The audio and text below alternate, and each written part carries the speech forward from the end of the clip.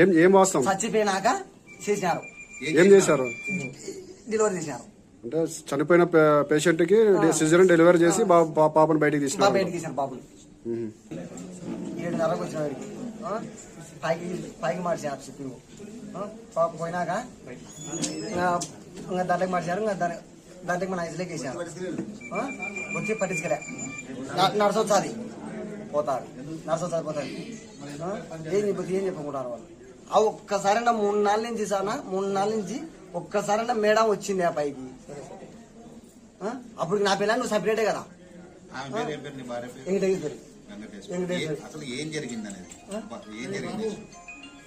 ఏ హాస్పిటల్లో చేర్పించినారు? అశ్విని ఆసుపత్రి జరిగింది. అసలు ఏం చెప్పారు ఇప్పుడు డాక్టర్లు? డాక్టర్లు ఏం చెప్పారు నాకు, అక్కడ మనకు కనిపించారు. సంతకం పెట్టినాను. సంతకం పెట్టినాక ఏం కాదు బాబు, ఏం కాదు అన్నారా.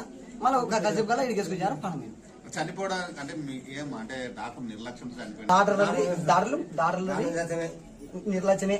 డాక్టర్ కొద్ది పట్టించుకోలే మమ్మల్ని. 3 నెలల నుంచి కొద్ది పట్టించుకోలే. ఇలా పొద్దున అక్కి ప్రాణం పోలేక చూసేశారు. సంవత్సరం నుంచి ఎంత ఖర్చు పెట్టింటారు? కనీసం అంటే 10 లక్షల ఖర్చు పెట్టింటారు. ట్రిప్పుకి వచ్చే వల్ల 10,000, ట్రిప్పుకి వచ్చే వల్ల 10,000 పెట్టినాం. ఎన్ని లక్షలు పెట్టినారు కూడా నాకు నా భార్య లేదు. నా భార్య చనిపోయింది. అంటే మామూలుగా ఆపరేషన్ చేస్తే చనిపోయింది. ఆపరేషన్ ముందుగా ఏం జరిగింది? ఆమె ఏమైనా కళ్ళు తిరిగి పడిపోయిందా లేకపోతే బార్డర్ పెట్టినాక కింద పడింది పేషెంట్. నా భార్య కింద పడినాక బాత్రూమ్ కింద పోలే సార్. బాత్రూమ్ కింద పోలే. నన్ను పంపి లోపలికి మహిమను పంపించారు. మహిమండే బాత్రూమ్ అది ఉందా అది చూస్తారు. లోపల ఎమ్మడ వచ్చిందని పిచ్చి వచ్చిందని ఎత్తుకుని పోయారు. ఇప్పుడు చనిపోయిన తర్వాత సిజరింగ్ చేసినారు అనేది ఒకటి వాస్తవమే సార్. అది చెప్పు ఏం జరిగింది? ఏం వాస్తవం? చచ్చిపోయినాక చేసినారు. ఏం చేశారు? డెలివరీ చేసినారు. అంటే చనిపోయిన పేషెంట్ కి సిజరన్ డెలివరీ చేసి పాపను బయటికి తీసినారు. బయటికి తీసినారు పాపను. బేబీని బయటికి తీసినారు. ఇది ఎవరు చెప్పారు మీకు? 3 నెలల నుంచి పట్టించుకున్నారు సార్ మమ్మల్ని.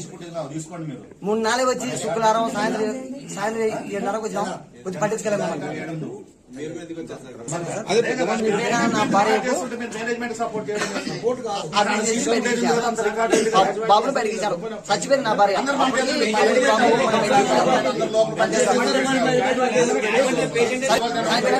బాబును బయటికి ఇచ్చారు. చనిపోయిన తర్వాత పట్టించుకోలే.